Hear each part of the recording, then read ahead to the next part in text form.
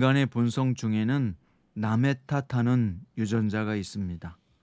문제가 발생하면 그것을 자기 잘못으로 돌아보기보다는 다른 사람의 탓을 하고 싶어 하는 것입니다.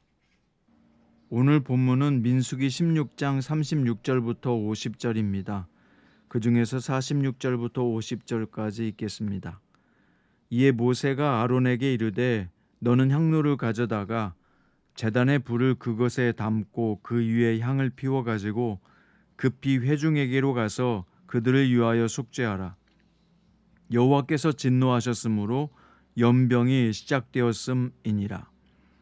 아론이 모세의 명령을 따라 향로를 가지고 회중에게로 달려간즉 백성 중에 연병이 시작되었는지라. 이에 백성을 위하여 속죄하고 죽은 자와 산 자 사이에 섰을 때 연병이 그치니라.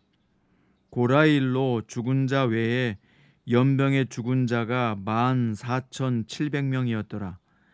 연병이 그침에 아론이 회막문 모세에게로 돌아오니라. 아멘.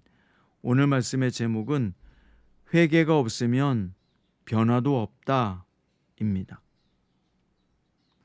계속되는 하나님의 무서운 징계에도 아랑곳하지 않고 반복적으로 반역과 원망, 불만을 쏟아내는 백성의 모습이 우리를 놀라게 합니다.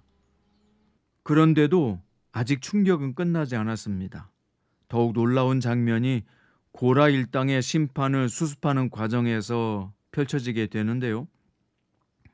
자, 내용을 살펴보면 250명의 주동자들이 불에 타서 죽은 뒤에 그들이 가져왔던 놋향로 250개의 처리 지침이 주어졌습니다. 그들이 가져왔던 놋향로들을 모두 녹여서 번제단에 감싸는데 활용하게 하셨습니다. 이것은 단순히 번제단을 보호하는 역할을 위해서만이 아니라 반역을 일으킨 자들의 범죄와 아론 자손의 제사장직이 제대로 회중의 기억 속에 남기 위함이었습니다. 자, 이렇게 해서 모든 반역 사건이 마무리될 것처럼 보였습니다. 하지만 믿기 어려울 정도의 일이 일어났는데요. 다음 날 아침에 발생했습니다. 하나님의 무서운 심판을 직접 목격했던 회중이 하나님을 두려워하지 않았습니다. 자신들의 죄를 회개하기는커녕 한꺼번에 일어나서 집단 반란을 일으켰습니다. 그들은 이렇게 말합니다. 모세와 아론을 원망하여 이르되 너희가 여호와의 백성을 죽였도다. 그렇게 비난하며 모세와 아론을 돌로 치려고 했습니다. 하나님은 즉각 그들에게 무서운 심판으로 응대하셨는데요. 모세와 아론이 하나님 앞에 땅에 대고 엎드리자 하나님께서 너는 향로를 가져다가 제단의 불을 그것에 담고 그 위에 향을 피워가지고 급히 회중에게로 가서 그들을 위하여 속죄하라. 여호와께서 진노하셨으므로 연병이 시작되었음이니라 라고 말씀하셨습니다. 그래서 아론이 모세의 명령을 따라 향로를 가지고 회중에게로 달려간즉 백성 중에 연병이 시작되었는데 이 백성을 위해서 속죄 제사를 드렸습니다. 그러자 하나님께서 진노를 거두시고 연병을 멈추게 하셨습니다. 하지만 패역한 백성의 죄의 대가를 피하기는 어려웠어요. 그래서 이번에도 하나님은 아론의 탄원의 분향을 받아들여 분노를 줄이시기는 하셨지만 그럼에도 사망자는 14,700명이나 되었다고 성경은 기록하고 있습니다. 이 본문의 말씀은 우리에게 무엇을 교훈하며 가르쳐주고 있을까요? 이스라엘 백성들의 모습은 죄의 뿌리가 얼마나 깊고 완고한지 다시 한번 우리에게 깨우쳐주고 있습니다. 하룻밤만 지나면 마음이 바뀌어 10번이나 고집을 부렸던 바로나 오늘 광야에서 이스라엘 백성이나 조금도 다를 바가 없습니다. 심지어 그들은 너희가 여호와의 백성을 죽였다고까지 항의했습니다. 죽인 것은 하나님이시죠.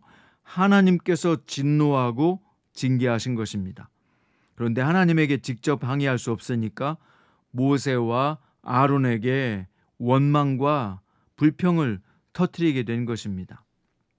이 백성들의 마음의 사이클이 바로 우리 속에도 있는 불평의 유전자입니다.